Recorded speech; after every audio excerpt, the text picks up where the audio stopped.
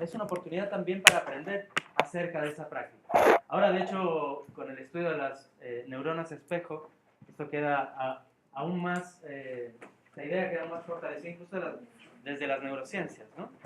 Esa idea de que incluso aprendemos cuando observamos a alguien haciendo algo. No, lo siento. No, dime, rápido, muy breve. Lo que pasa es que ahí me confundo, porque para mí, si yo soy alumno de un profesor y él es mi modelo, no solo lo estoy observando porque estoy siendo parte del proceso, que es distinto a que esté en una sala de clase observando solamente a un profesor y cómo lo hace. Por supuesto. De hecho, creemos que la relevancia de estar expuesto a ese modelo es que tú eres partícipe en esa situación, el tipo de implicación que tienes en ese momento. No es solo observar, estar expuesto a esa situación particular en la que eres parte de un proceso y en la cual alguien está haciendo un modelo de enseñanza. Muy breve, por favor. Oye, Manuel, pero también Helen Doerr menciona que los profesores, o sea, como que el aprendizaje más grande que desarrollan los profesores y cuando construyen sus modelos de enseñanza es cuando ya están en la práctica. Entonces, de alguna manera sí influye cómo ellos aprendieron, pero según ella es más relevante lo que ellos van reflexionando durante su práctica. Podría serlo, pero no tiene nada que ver con que no nos dediquemos también a estudiar esta parte, ¿no? Digo, por salvar la situación rápidamente. Pero sí, es un punto sumamente interesante, de hecho, que nos gustaría retomar al final. Pero también puede ser porque la formación inicial o los formadores de la formación inicial no han quizás trabajado tanto en tiempo. Porque la formación inicial no tiene impacto, es un tema bastante documentado también. Darle más impacto a esa formación también podría complementar lo que aprenden en su práctica. Entonces, como una primera aproximación a una definición de modeling, podríamos decir que es la práctica de articular intencionadamente ciertos comportamientos sobre la enseñanza con la finalidad de promover en el estudiante de pedagogía un aprendizaje profesional. Esto recoge un poco lo que hemos venido charlando hasta ahora, en términos de definición.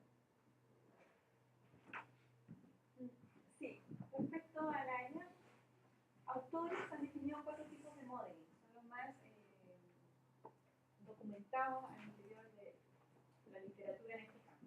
El primero es el modeling implícito, en el cual el profesor imparte clases, pero intencionadamente no tiene un fin para promover cierto aprendizaje profesional.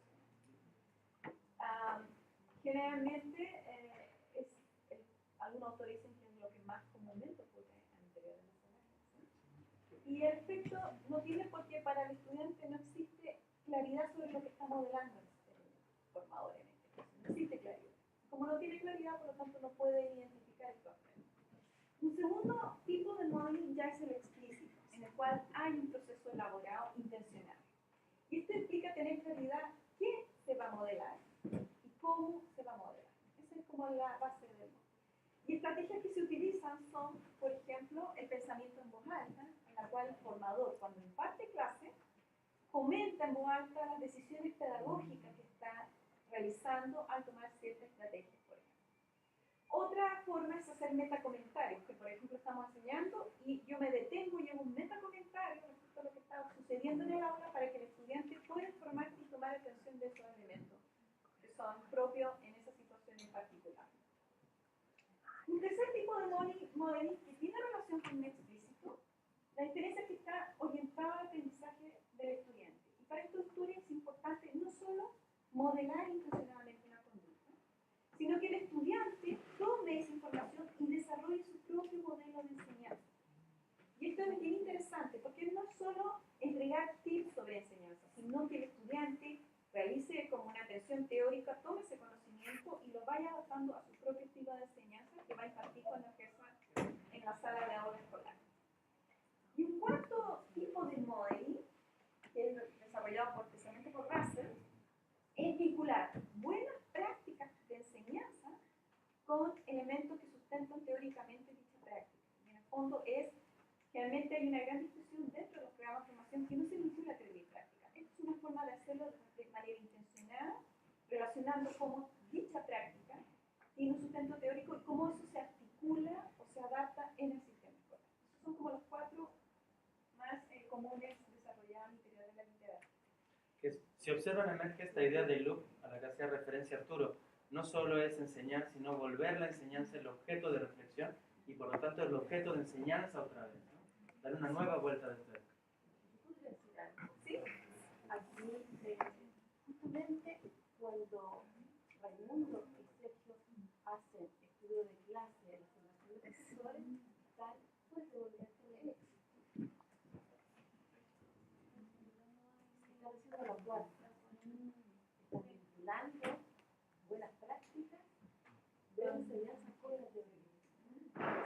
Pero el estudio de las clases es de otros profesores, ¿o no? Y de ellos mismos. Como, de ellos mismos, ahí se cumple, sí. ¿Como el modelo japonés? ¿Lo están diciendo? Ah, ok, De hecho, se refiere a ese. ya. Yo ahí tenía dudas. Lo estaba pensando en esta idea, pero no tenía certeza si estaba en el 4 o estaba en el punto 3, porque en un contexto de estudio de las clases, desde el punto de vista de los japoneses, son los mismos profesores quienes construyen conocimiento a partir de la planificación de clases, a partir de la investigación sobre cómo mejorar las clases. Entonces, en ese caso, nuestro rol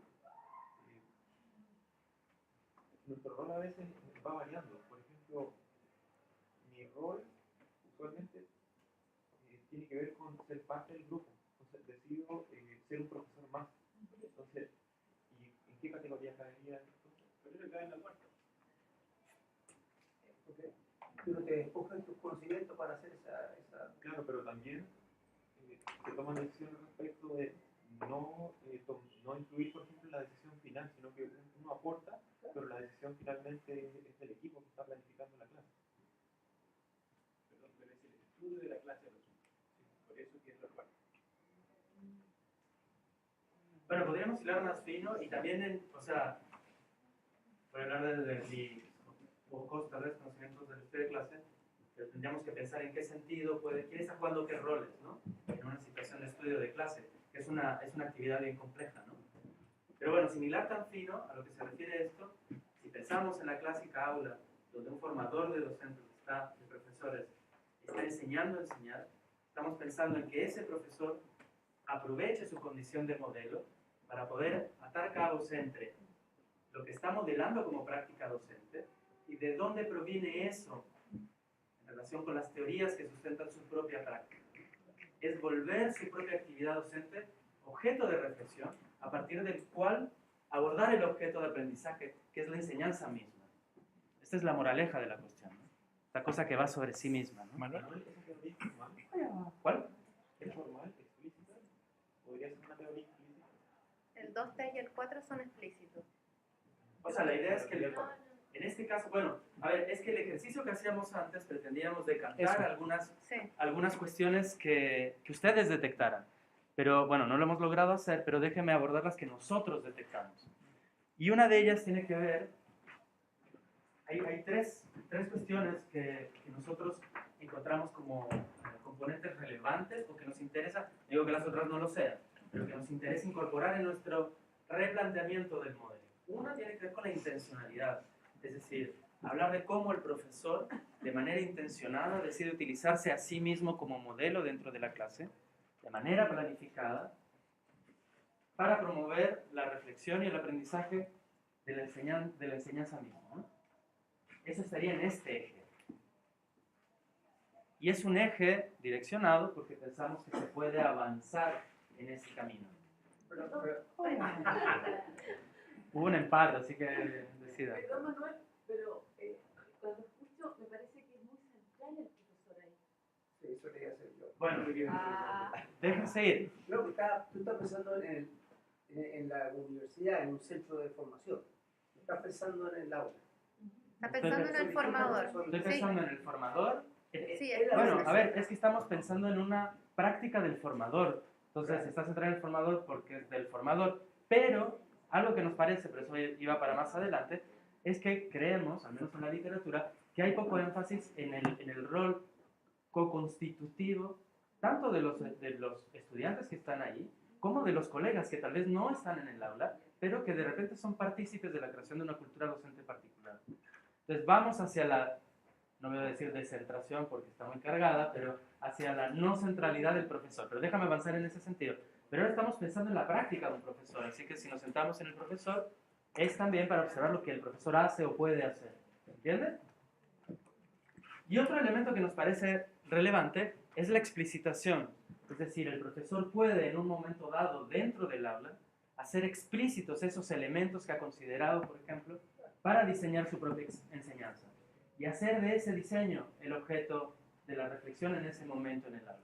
Entonces, uno, por supuesto, tiene que decidir. No estamos diciendo que ser explícito sea per se. Bueno, uno tiene que decidir en qué momento eso puede ser adecuado, porque contribuye a elaborar cierto tipo de conocimiento acerca de la enseñanza. Y se puede ser nada explícito o muy explícito. Pero, a ver, el avance en estos ejes no tiene que ver con hacer esto con frecuencia, sino ser competente en tomar decisiones alrededor de cuándo hacerlo. ¿Entiendes ese matiz? Estamos diciendo el buen profesor es el que es explícito, sino el que puede diseñar situaciones donde explicita su pensamiento pedagógico para hacerlo objeto de enseñanza. Y creemos, habíamos empezado con estos dos ejes y después empezamos a pensar que de algún modo esto despierta lo que no sabemos cómo traducir y le seguimos llamando awareness, como en inglés, un cierto tipo de conciencia acerca de la práctica docente.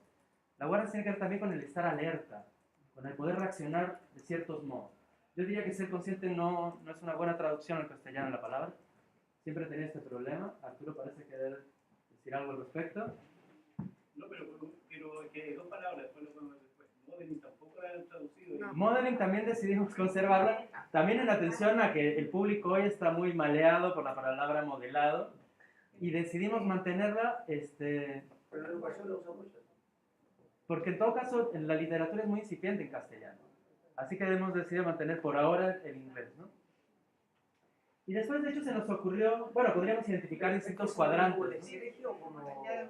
Bueno, Avanza con el otro. El que toma una decisión para que él use el eje A o B. en algún momento lo que pensamos es que esta awareness es en algún sentido distinta. ¿En qué sentido? Nos parece a nosotros que la medida en que alguien avanza en estos otros dos ejes de la base, son los mismos, ¿no? Intencionalidad y explicitación. Uno se empieza a volver aware de su práctica. Es decir, uno empieza, en la medida que uno va transitando en esta concepción potencial que les decía, sobre estos dos ejes, uno va de algún modo transitando necesariamente en el otro. Nos parecía que tiene una cualidad distinta. Esa cualidad de volverse aware de la propia práctica tiene que ver con ir transitando por estos otros dos ejes. Sí, pero quiero decir algo. Ese aware, la explicitación tiene que ver también, no solo de yo explicitar mi razonamiento pedagógico, sino que sea explícito para el estudiante que está interactuando conmigo. ¿Ya? Y eso implica también que en la medida que yo desarrollo esta awareness, necesariamente también estoy potenciando que el estudiante en formación desarrolle su propia awareness de la complejidad que está dentro de la sala y cómo yo tomo decisiones y las tengo que tener claras para poder hacerlo. ¿Se fijan, no? Entonces, en ese sentido, pensamos que el desarrollo de esto tiene un efecto en la práctica del formador, sí, pero también va a tener un efecto en la práctica del futuro profesor que se va a insertar en la aula escolar. No sé. Tal vez una gráfica más justa no sería como en escalones, ¿no? Pero justo no teníamos las competencias necesarias para hacer una sábana, una dos variedad bonita y más representativa de nuestra imagen mental. Y ahí podríamos ubicar estos cuadrantes que mostrábamos antes. Y nos parece entonces que a la medida en que uno avanza en estos dos ejes, uno va avanzando en el otro. Uno va tomando cierta conciencia de la propia práctica. Manuela, ya quiere hablar. Yes. Una duda, dado como lo manifiestas, no comprendo por qué el awareness debería ser un eje independiente de la intencionalidad. No debería estar directamente determinado por la relación entre esos dos, luego sería como una especie de recta. Bueno, como antes. O sea, que no entiendo por qué es un eje independiente de los otros dos, si tú mismo estás diciendo que hay una relación. Bueno, eres tú la que ve la independencia cuando justo estoy diciendo exactamente lo contrario, ¿no? Que en la medida que uno avanza en estos dos... Fíjate que de hecho lo que quisimos representar con estos saltos es que necesariamente en la medida en que uno avanza, van dando saltitos en el Pero abuelo. es que el dibujo es como de una especie de luego ese eje suele ser como el eje vertical. O entonces yo me estoy imaginando mal. Ajá, el mono tal vez no nos hace un flaco favor, ¿no? Pero justamente estamos diciendo lo que entiendo que estás entendiendo bien, y es que en la medida en que avanzamos en este plano de abajo, necesariamente estamos avanzando hacia arriba. Y un poco lo que queríamos decir es lo que está dentro de esta escalera está vacío. Un profe que avanza en estos ejes va volviéndose más aware de su propia práctica, ¿no? Pero bueno, porque, Andrea, lo que pasa es que a medida que él está hablando de la formación de profesor, a medida que el profesor es capaz de decidir qué debo hacer en cada momento, es más experto en cómo hacerlo. Entonces va creciendo como formador. Pero al principio dice voy a explicitar mucho, o sea, se manifiesta mucho la intencionalidad, pero en el momento preciso de cuándo hacerlo tiene que ver con la formación de él. Bueno, y yo lo quería abordar, déjame decir algo Arturo, para darte la palabra. Las viñetas que les habíamos pasado, no les voy a decir para que les quede a ustedes la pega de pensar un poco más. De hecho, podría ser la tarea del día. Pero las viñetas que les habíamos pasado pretendían acentuar dos de ellas, algunos de estos dos ejes, y la tercera pretendía ser una especie de síntesis, ¿no? Les dejo la tarea de pensar en ¿Cuál es la tercera?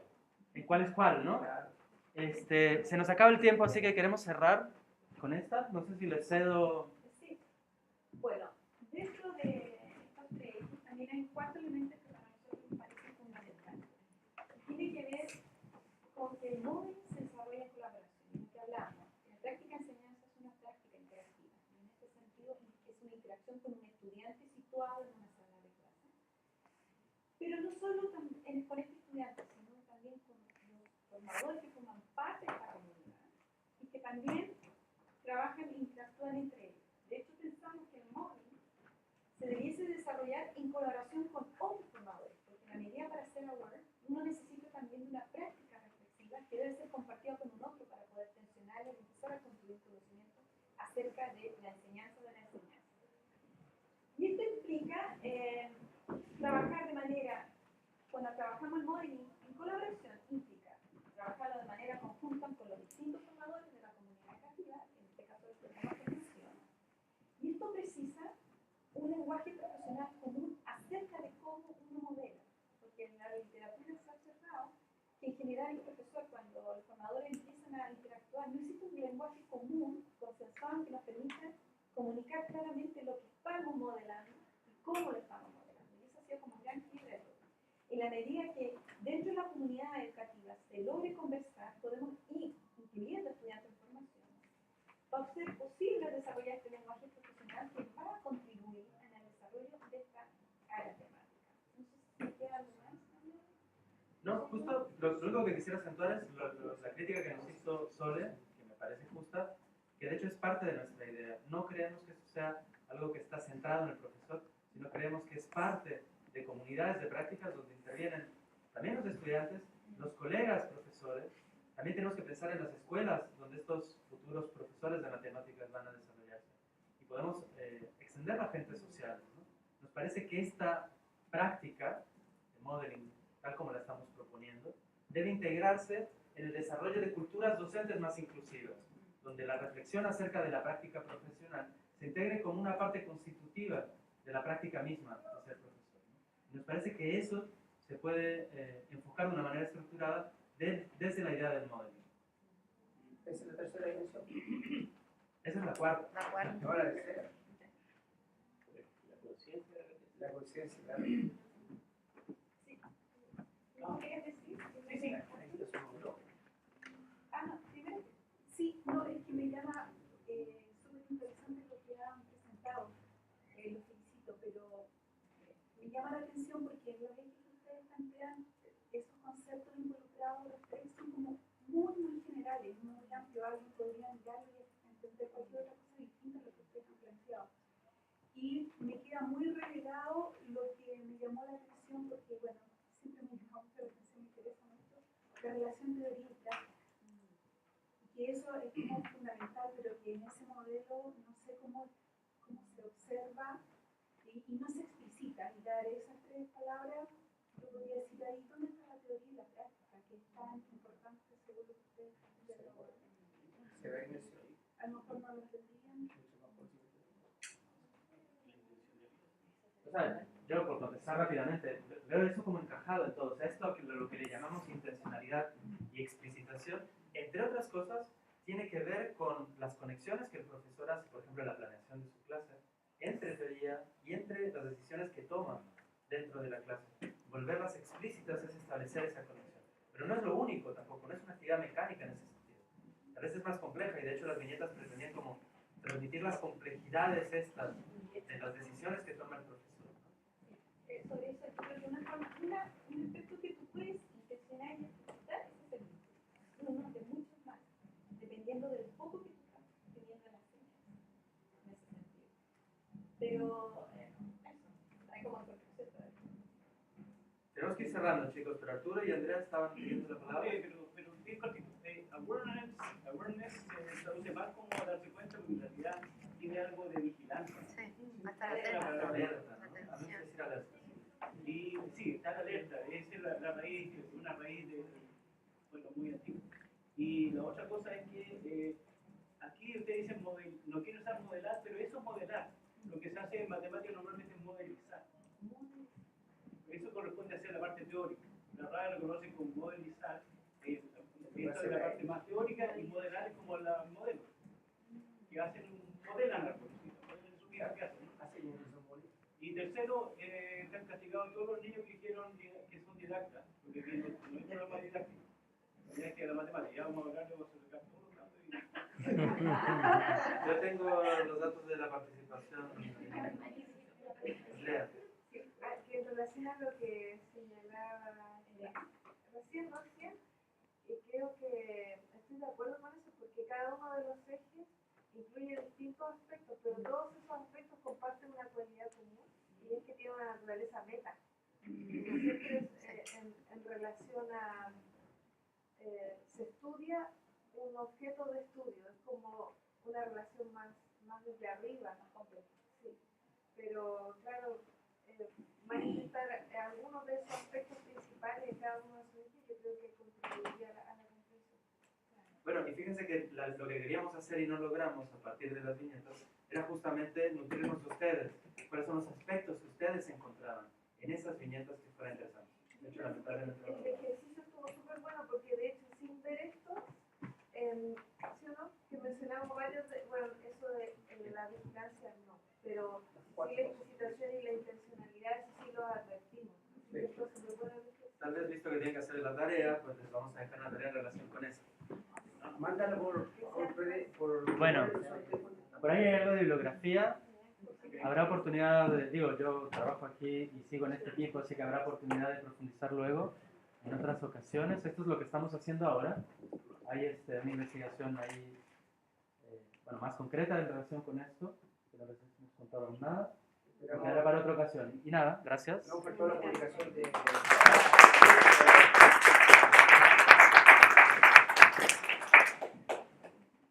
Ahora tenemos un estudiante que da un pequeño presente a Ela y a su... Está alerta. Es los modelos, Modeling. Oye, perdonen por habernos excedido en el tiempo. No, sí. Fue la primera vez que intentamos hacer la dinámica de taller y no me dimos los pero bueno. Entonces, voy a tratar, Sol, de diseñar con mis compañeros algo que va a ser de tarea que tenga relación con estas tres viñetas. Se las paso.